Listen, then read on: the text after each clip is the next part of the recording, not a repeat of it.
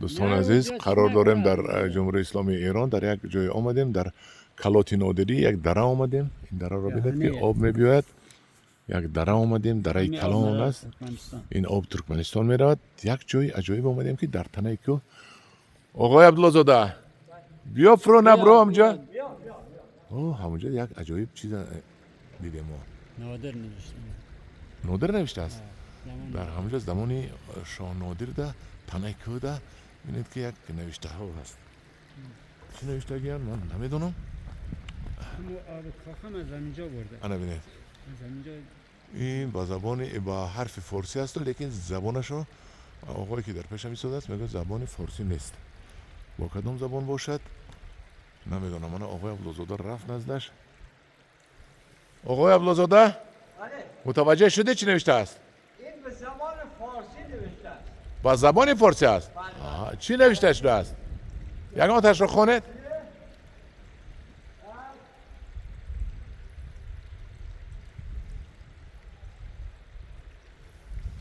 نادر رو همیشه آوردن گفتن که نادر مرده اینجا رو باز کرده. با زبان فارسی است میگوید آقای عبدالله زاده. فارسی نیست؟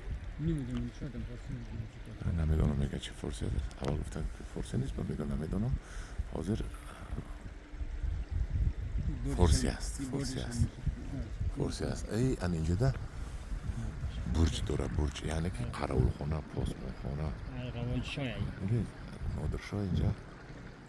این چیزای قدیمی هست نه اینجا یعنی که راه همینجا بوده دیگه. یعنی که اینجا از تاجیکستان بسیار قدیم است. تاجیکستان ما قدیم است لیکن ما این خیلی تاریخی جای ها کمتر داریم. این راه بوده است. همینجا راه هست. راه بودن داره. قدیم از اینجا ما رفتن تونل او چیزو بعد زدن راه ماشینای مشهد ما رفتن از اینجا ما رفتن. پیش راه همینجا بوده مشهد و دیگر طرف راه دوره قدیم ما هم خیلی بوده. بعد از تونل شده است. 45 سال زدن. آقای عبدالله زاده خواندی؟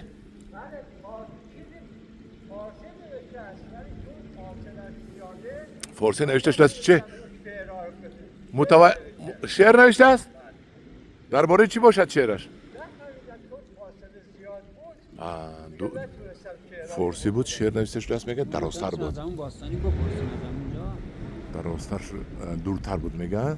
خواندم و اونقدر خوندن نتونستم لیکن معناش به فارسی بود. خیلی همدیران عزیز من ما یک جایی عجیبی دیگر هم آمدیم در همین دره. دهنه بود است. دهنه ورودی به شهر. دهنه وارد شوید به شهر. دوره نادر شاه نویسنده شده است. دوستان عزیز من این یک نواره بود باز از قدیمی که این 300 200 سال 300 سال 400 سال پیش نوشته شده است و آباد شده است. اینجا در پناه خدا باشید.